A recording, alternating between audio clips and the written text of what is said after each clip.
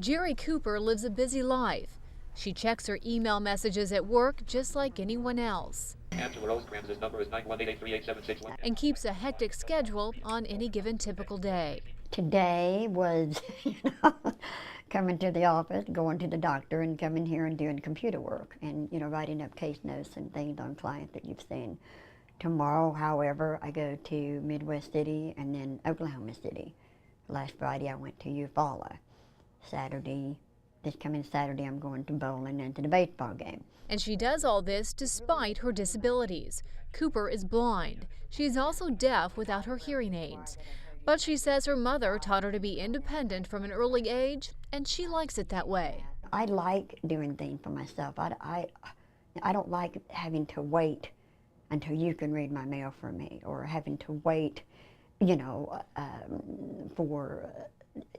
for you to tell me what my money is or whatever. I want to know what that is. And I think that really, to me, I think it has to come from within you, because a lot of times we want to blame others. Well, if sighted people weren't like this, I wouldn't have, or whatever. But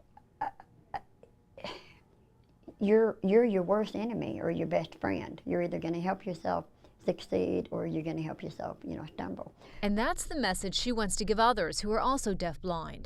She's the newest deafblind specialist for visual services in the Department of Rehabilitation Services. She travels the state helping people with disabilities learn life skills.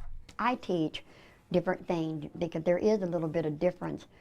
First of all, it's, vision loss. And then if you have a hearing impairment, that kind of adds, because if you're blind, you rely on your hearing. People think your hearing automatically gets better, and it doesn't, but you rely on your hearing more. Well, if you are hearing impaired, then you can't really rely on your hearing, so you have to rely on either memory, have good organizational skills, and then teaching you these other little, I don't want to say tricks or tips, but just little things that people just don't think of, like finding the dot on the 5.